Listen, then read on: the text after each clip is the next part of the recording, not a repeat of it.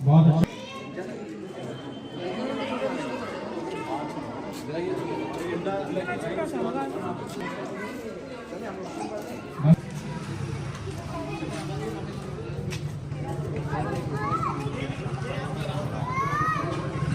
गाड़ी में बैठ के बता फोन पे बता स्कूल में बता दिया था।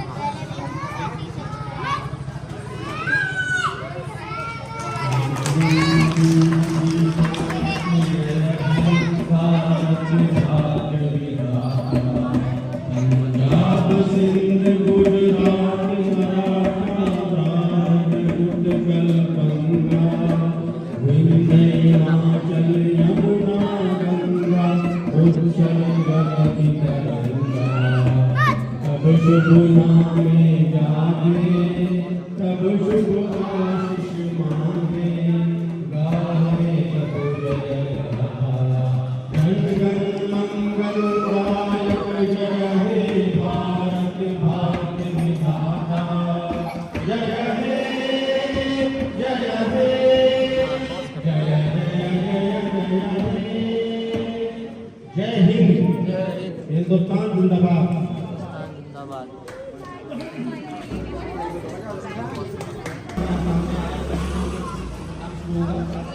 26 जनवरी 1950 को हमारा देश रिपब्लिक हुआ। इस दिन कॉन्स्टिट्यूशन को हमें मिलाया गया।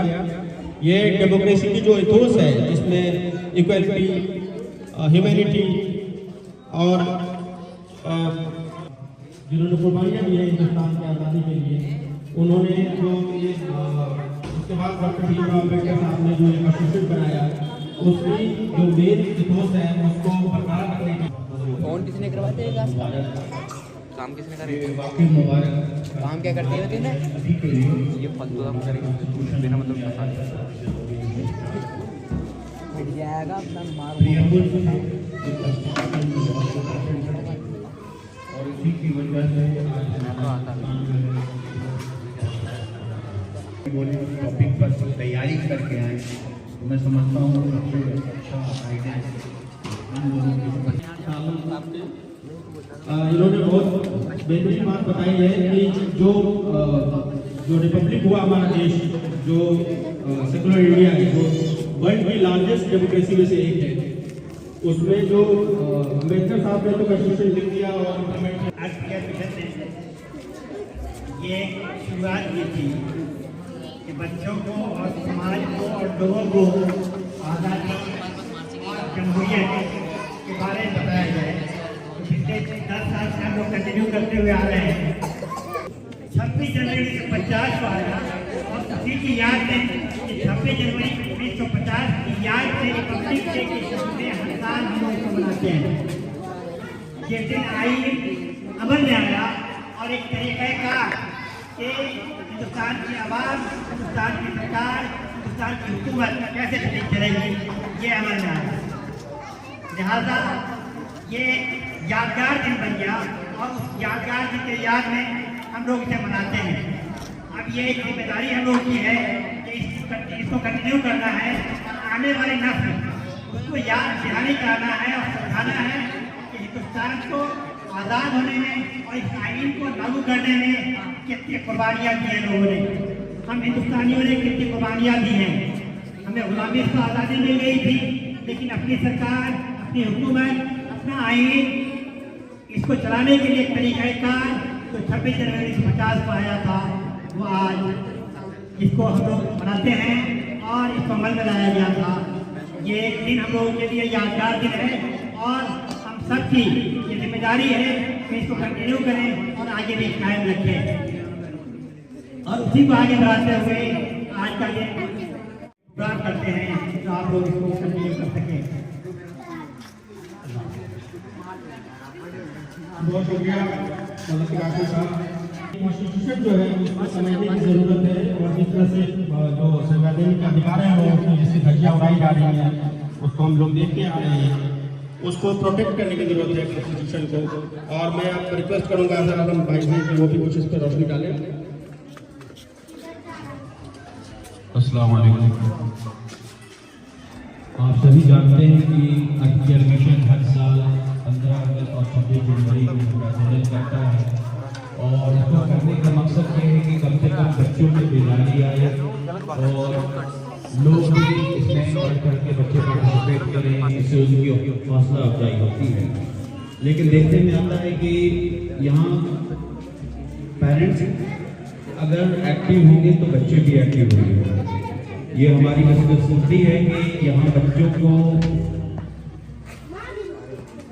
प्रोत्साहन नहीं किया जाता और सुबह देर से उठने की आदत है, पता नहीं क्या बात है, ये अलमिया है हमारा। हालांकि बच्चों को सवेरे उठना चाहिए, इन सब चीज़ों में पार्टिसिपेट करना चाहिए।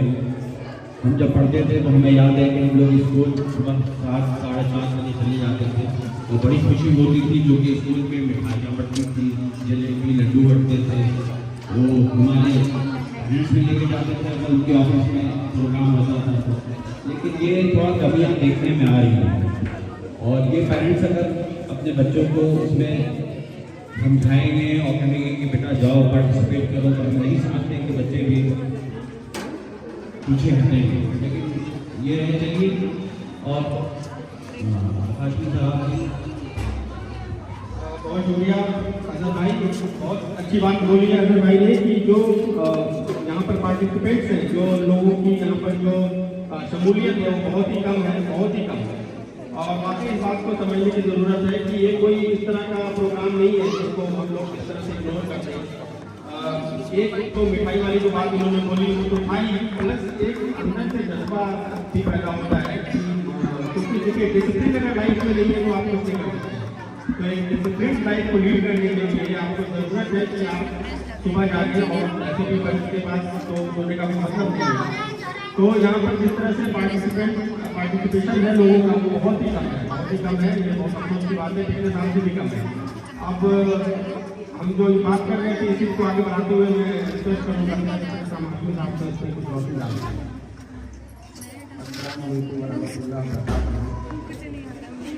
बाकी लोगों ने जो भी चीज़ कही है 26 जनवरी को तो वही किया है। मैं ख़ास तौर से इस मोहल्ले के और इस एरिया के बारे में कुछ कहना चाहता हूँ।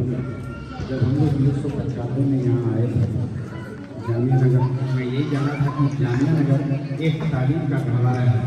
हम लोग इस एरिया में रहे और देखे, लेकिन मुझे बेहद अफसोस होता है इस जगह जहाँ तालीम की रोशनी में हम लोग रह रहे हैं, वो हमारे गार्जियन अपने बच्चों को बिस्तर पर सुला रहे हैं और उनको ये नहीं पता कि 26 जनवरी 15 अगस्त क्या होता है। और हम लोग बाहर निकलते हैं, बच्चे सोए रहते हैं क्योंकि बच्चे रात भर गलियों में खेलते हैं। तो मेरी मुदब्बाना दरख्वास्त है यहाँ के गार्जियन से कि इन सब चीज़ों पर रोशनी डालें और बच्चों को तालीम की तरफ तरजीह दें। और दूसरी चीज़, मोबाइल से दूर रखें। ठीक है, मोबाइल में ऑनलाइन काम होते हैं, लेकिन बच्चों पे खास ध्यान दें कि बच्चा मोबाइल पे कर क्या रहा है और किस वक्त कहाँ जा रहा है, वो हमारी जिम्मेदारी है। बच्चे स्कूल में जाते हैं, स्कूल तक बच्चे स्कूल की जिम्मेदारी है। जब बच्चा स्कूल से बाहर निकलता है वो जिम्मेदारी मेरी होती है। तो बच्चों पे खास ध्यान दें। अब हम लोग की उनको यूँ ही गुजरती चली गई, अब तो इन लोगों की उम्र है, इन लोगों को आगे बढ़ना है और इन सब चीज़ों पर ध्यान देना है। जो हम लोग कर रहे हैं इनको भी करना है ये चीज़। तो एक तो डिसिप्लिन का ख्याल रखें, टीचर स्टूडेंट उस्ताद और स्टूडेंट का जो रिलेशन है उसको बरकरार रखें और माँ बाप बड़े बुजुर्गों की इज्जत करें और तहजीब के दायरे में रहें और तालीम पर खास ध्यान दें। मस्जिद जाए, नमाज पढ़े, दीनी दुनियावी दोनों ज़रूरी है। इसी के साथ मैं तमाम लोगों का शुक्रगुजार हूँ जो इसमें आकर इसमें हिस्सा लिया।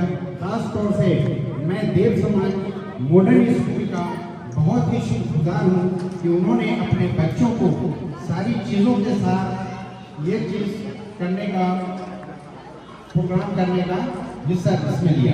अर्थ के मिशन में और RWA की तरफ से इनका बहुत शुक्रगुजार हूँ। खास तौर से मेरे डायरेक्टर मनोज प्रधान जो है देव समाज मॉडर्न स्कूल, और वो स्कूल ऐसा है कि मैं क्या बयान करूँ। तो यहाँ पे हमारे बगल में ग्रीन स्कूल भी है, मस्जिद भी है और बहुत तालीम का एक ऐसी जगह है अबू फजल जिसका मैं ज्ञान बयान करूँ, ये जो मुश्क की तरह है, समंदर की तरह है, और इसको बयान करने की जरूरत नहीं है। ये अपने आप में एक मिसाल है। इसी के साथ मैं इस प्रोग्राम को शुरू करता हूँ। बहुत शुक्रिया। उन्होंने जैसे जिम्मेदारी की बात की है, बेशक जो पेरेंट्स का रोल है वो बहुत ही ज़्यादा है, पर क्योंकि देखिए टीचर्स तो स्कूल में अवेलेबल होते हैं, उन्होंने जितना देना होता है देते हैं, लेकिन पेरेंट्स को है कि वो अपने जो बच्चे हैं उनको उसको आगे बढ़ाएं, उनको बताएं, उनको सिखाएं कि भाई जो ये आज़ादी मिली है वो इतनी आसानी से नहीं मिली है और उस पर भी खतरा है। मतलब जिस तरह से कंडीशन चल रहे हैं, जिस तरह से हालात चेंज हो रहे हैं पूरे वर्ल्ड में, हिंदुस्तान में जो ग्लोबली सिनेरियो चेंज हो रहा है, उससे लगता है कि अपना दर्शक का मतलब नहीं है। मगर ये कुछ चंद लोग हैं जो इसको अभी भी जिंदा रखे हुए हैं, और वो अशिक्षित से ही होगा। अशिक्षित क्योंकि वो एक हमें रास्ता दिखाता है, वो एक ऐसी किताब है कि वो बताती है कि हमें क्या करना है और क्या नहीं करना है। Rights of citizenship, rights of citizen, rights of जो रिस्पॉन्सिबिलिटी है वो हमें बताती है। वो उसके बाद हमें वो पता चलता है कि वो क्या चीज़ है। जो भी बच्चों की डेमोक्रेसी है वो उसके बाद आती है, समझ में आती है, उसको पढ़ने के बाद उसको जानना चाहिए। मैं रिक्वेस्ट करूँगा कि अशर धमा कुछ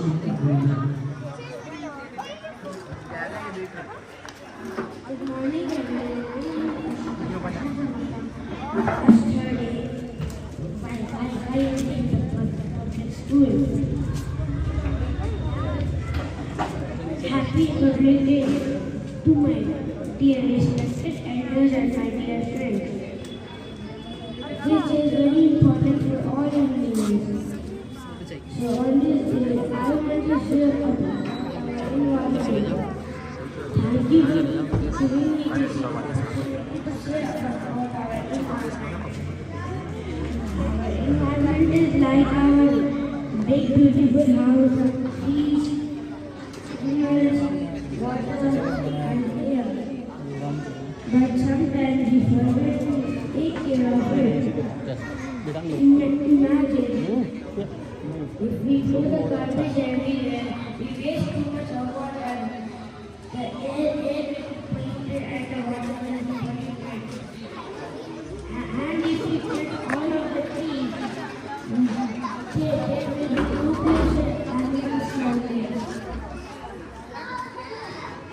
So everybody commit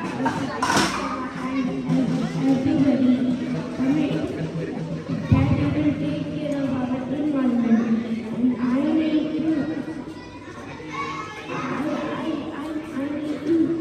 thanks to ECM members to create jobs for our environment.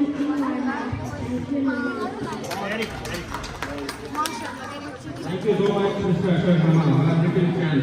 What a message, an awareness message about the environment, taking care of trees, taking care of our environment, atmosphere, and our country. Very good message. Thank you very much. अब मैं गुजारिश करूँगा इत्तेफाक एक साथ से कि ये कुछ इस पे आज का जो ये है 26 जनवरी के मौके पर कुछ बोलेंगे।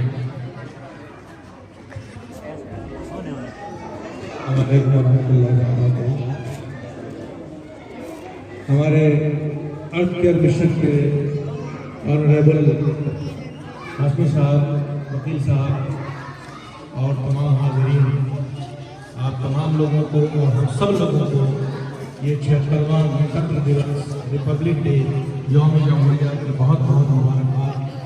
अल्लाह ताला हमारी ज़िंदगी में ये दिन बार बार करने का मौका करे।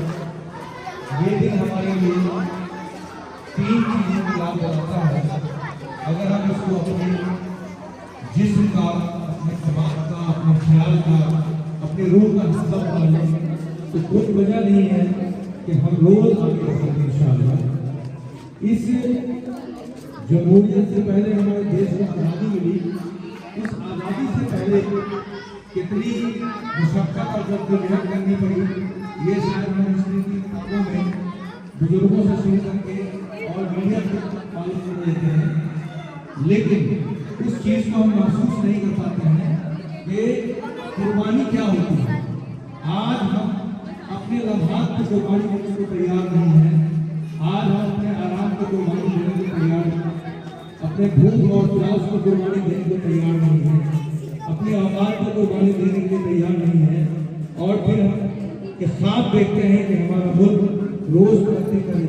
भाई मुल्क जो है वो इंसान से बनता है और हम उसकी एक इकाई है। अगर हम तरक्की करते हैं तो मुल्क तरक्की करता है, अगर हम आगे बढ़ते हैं तो मुल्क आगे बढ़ता है। और ये मुल्क जो है वो 80% जो लोग हैं यहाँ के वो गांव में बसते हैं।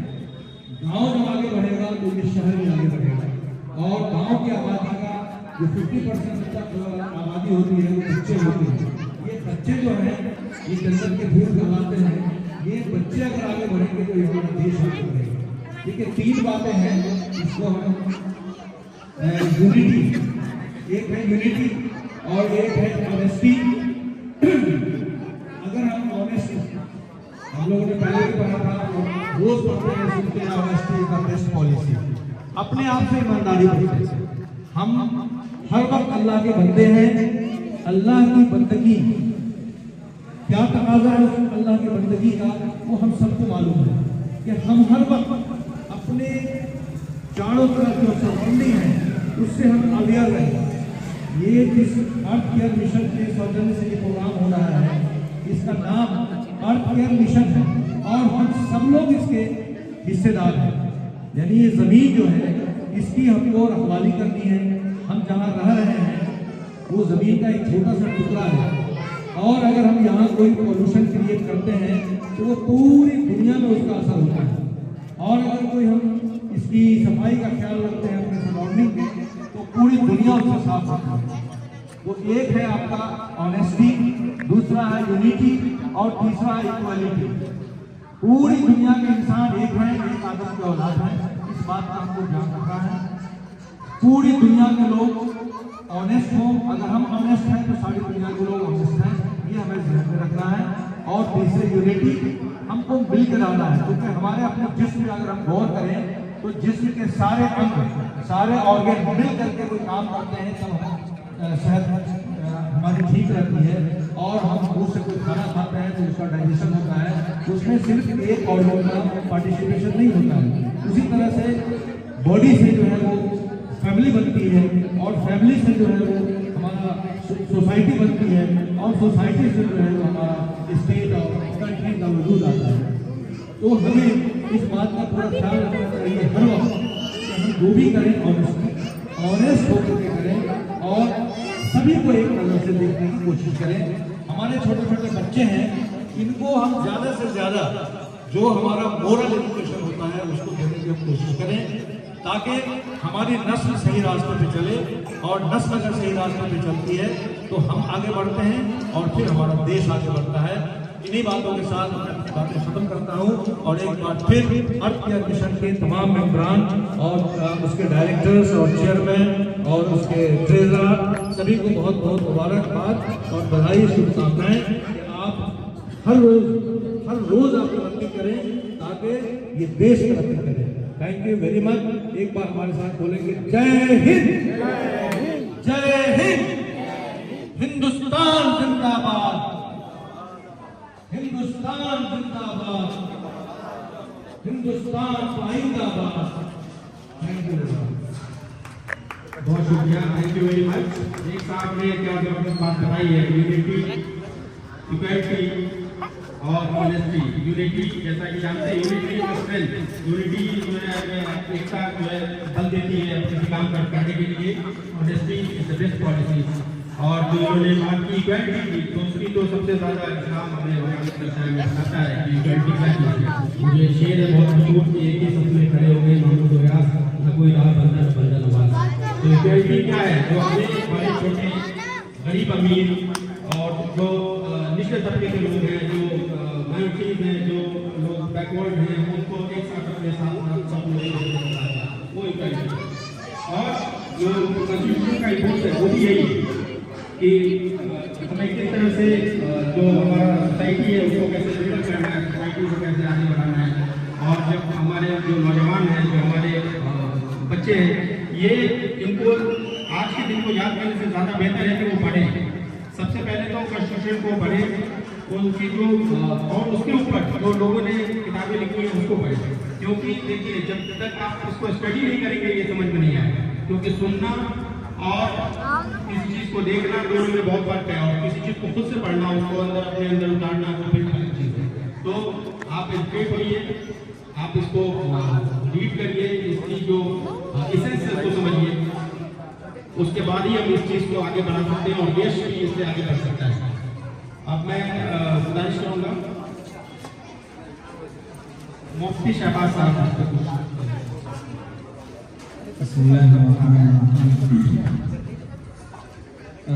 हम और आप बखूबी वाकिफ़ हैं कि आज का दिन क्या है, और आज के दिन को हर साल हम लोग बड़े जोश व खरोश के साथ मनाते हैं, पूरा हिंदुस्तान मनाता है, लेकिन इसके पीछे की जो कुर्बानियाँ हैं वो बहुत अहम हैं, जिसको हमको और आपको याद रखना चाहिए।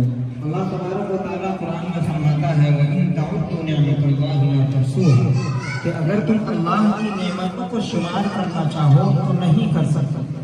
अब अल्लाह की नेमतें कई तरह से, अगर हम अपनी ज़िंदगी में गौर करें तो एक सांस अल्लाह की नेमत है, उसी तरीके से आज़ादी भी अल्लाह की नेमत है।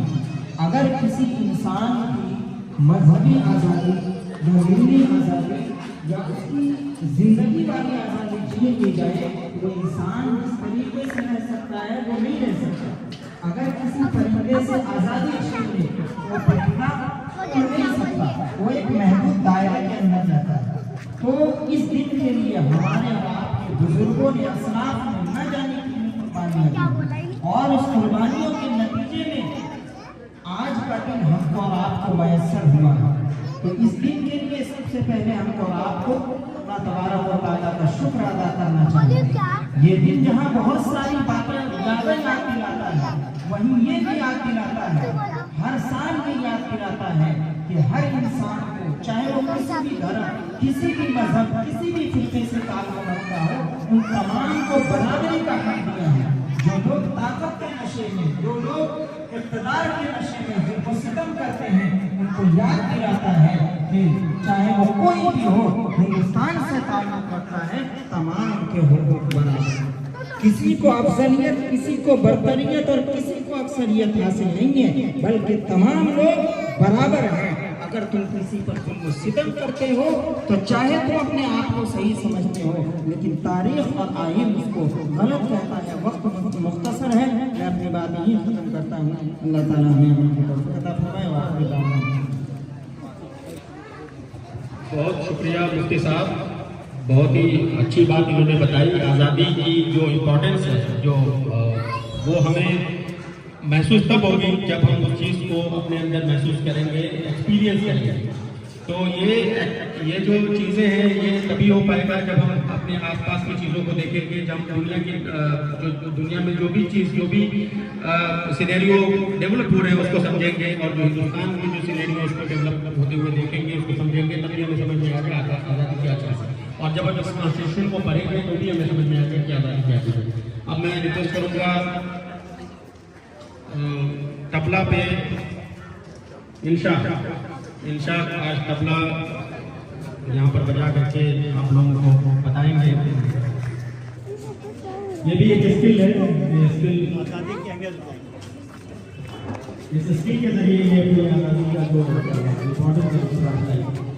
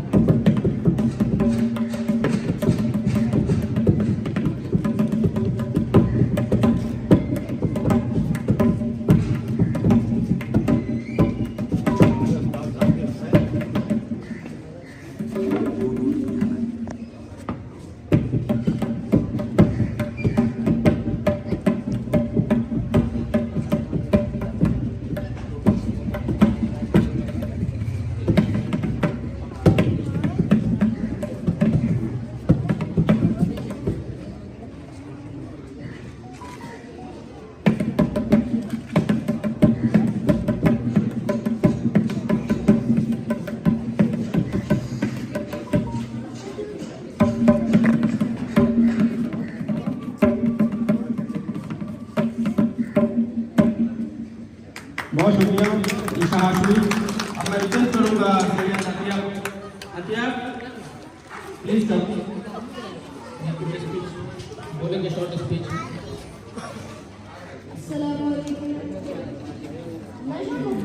On recovery from the drug addiction helps individuals overcome dependency on harmful substances like alcohol, drugs, and tobacco.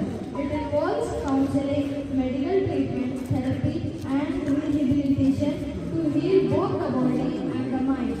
Support from family, friends, and society is crucial in this process.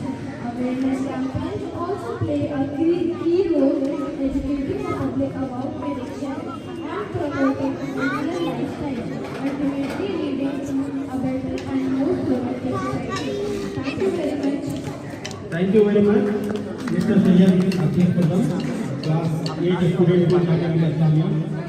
Drug addiction, drug abuse is a vital and is a social problem which is actually damaging our society. तो इन्होंने एक awareness session था वो drug addiction में इसके खिलाफ किस तरह से नशा मुक्ति पे हम लोग काबू पा सकते हैं। अब मैं रिक्वेस्ट करूँगा ये क्या ये लोग शुरू करेगा। अब ये जो उदय कुमार स्कूल के बच्चे हैं वो बैंड यहाँ पर पेश करेंगे। करने के बाद खत्म हो जाएगा। ये है आर्या तिवारी, मोहम्मद उस्मान, बैंड रघुवंशी। चलिए शुरू करिए।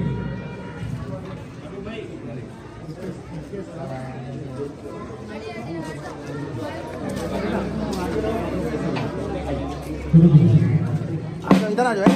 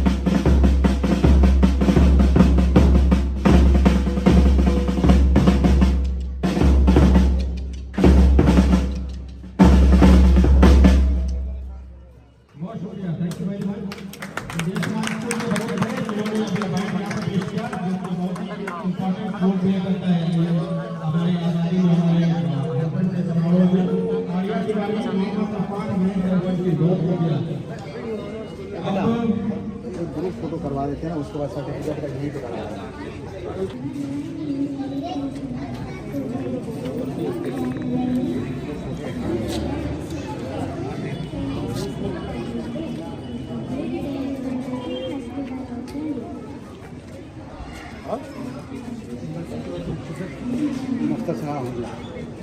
चलो है सुनो ना ग्रुप फोटो ले लेते हैं।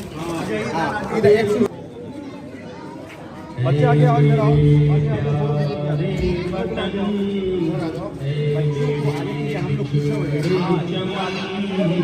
तुझ पे दिल कुर्बान है मेरे प्यारे वतन,